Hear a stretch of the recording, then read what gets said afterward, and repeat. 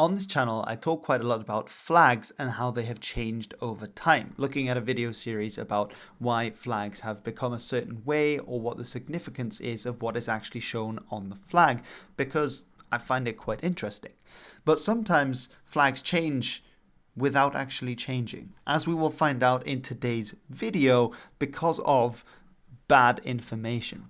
So the subject of today's video, as you can see, is the flag of Vatican City, which is of course this microstate that is inside of Rome, inside of Italy itself. It's the home of the Pope, the Holy See, and once upon a time, for a long time, this was the capital of the Papal States, its very own political entity. But it was only in 1929 that it officially got its own flag. And this is the forerunner to the current flag that we have of the Vatican City, which has two main colors, the yellow and the white. Now, these two colors actually go back to the time of Pope Pius VII, and he became Pope in 1800. It was at this time that Napoleon had invaded the Italian states, including marching into Rome, and was busy incorporating a lot of the former soldiers of the Papal States into his own army.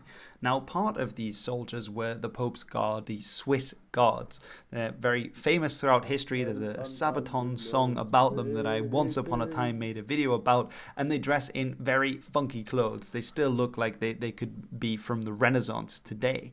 Now, they would wear cockades, these knots of ribbons on their hats at the time, as we can see in the foreground of this picture. Now, these papal troops had cockades of yellow and red ribbons, but the Pope told his troops who remained loyal to him, or in some other versions of the story, those soldiers who weren't press-ganged by Napoleon's French forces into fighting for them, that they should change this red ribbon to a white ribbon instead.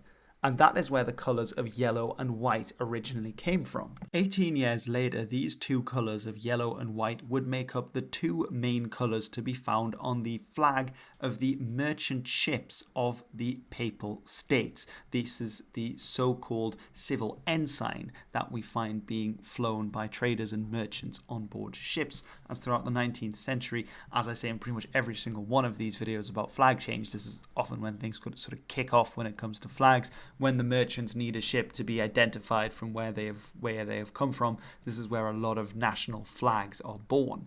But they didn't just use the colours of yellow and white by themselves. They instead decided to add some symbols to it, and these symbols, of course, being symbolic of the position of the Pope.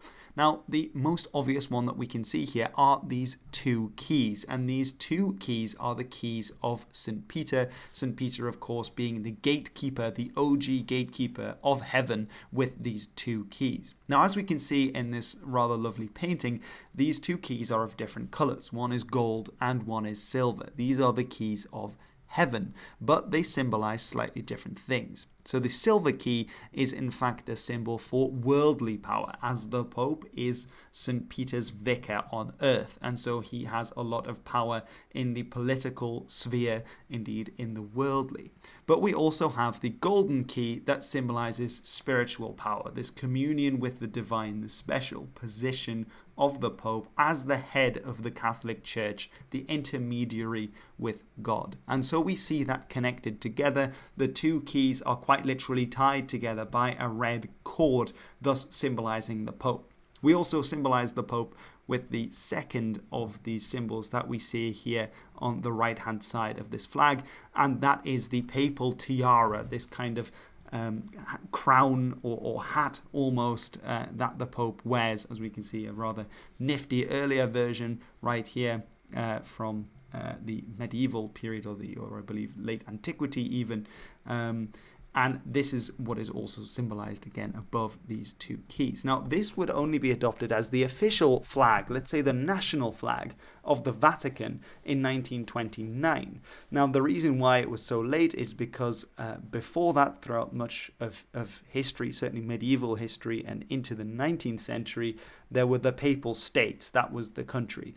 But the Vatican City is a rather different entity to the Papal States, even though, like with the Papal States, the head of government is the Pope. They had to flesh out how this would work when the new state of Italy had been unified towards the end of the 19th century. How would it work with the Pope being a sort of second political figure in the country? But eventually the Vatican City decided at the 1929 Lateran Council, together with Italy, that Vatican City would have a separate status as an independent nation inside of Italy, as an enclave, essentially inside the city of Rome. And that is what it still is to this day. And as an independent nation, it needed a flag. And it decided to use the flag that its merchants had been using already over a century earlier.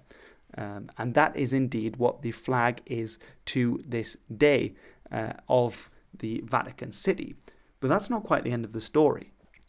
And that is because there is some variation when it comes to this flag that can be seen. Indeed, one such variation is just the shade of yellow or gold that is used can vary slightly.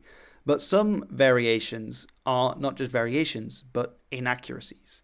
And this is a flag controversy that happened with the Vatican flag, as the flag that was portrayed on Wikipedia from around 2017 until 2022 under the page for Vatican City was actually the incorrect flag for the Vatican City. Not that you would really notice, because if we play a game of spot the difference, do you know which one is the accurate flag of the Vatican City? Well, the two next to each other, we can see that one base of the tiara has been made red rather than white, which is actually how it's meant to be according to the paperwork drawn up at the Lateran Treaty of 1929. And this actually set off a chain reaction because a lot of people use Wikipedia for their information. Hell, I do as well because it's got a very good referencing system. Unfortunately, the referencing system for the Vatican flag meant that this slipped through the cracks. And a lot of people were unable to spot the difference and realize that the flag they had used was incorrect. And this wasn't just random YouTubers or people online. This went into flag shops, it went into merchandise, and it even went onto some official papers, official decorations used by the Vatican City themselves, because they used foreign printers of flags who had then used this as their base from which to get the flags. So this unleashed, if I can call it such, vexillological chaos on the world. But luckily, the mistake was spotted in 2022 by some very avid vexillologists who said, hang on a minute, this is not the correct Vatican flag, that shouldn't be red.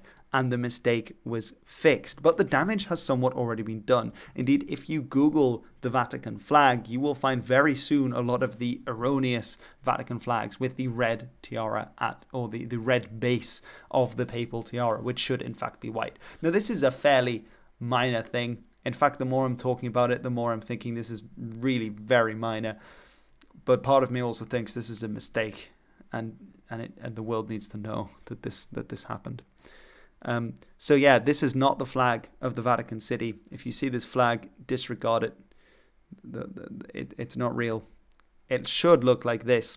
And anyway, that was apparently enough for a video today. So thank you all very much for watching this video about the Vatican flag. If you couldn't tell, it's been a very busy time. I have some really fun things coming for the channel, but they're still in the workings right now, which is why I've made this rather short video, rather more fun video about the Vatican flag. Hopefully still some interesting history behind it there with the color scheme and the symbolism behind what's actually appearing on the flag.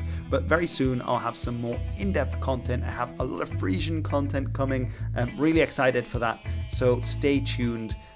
And stay awesome, everyone.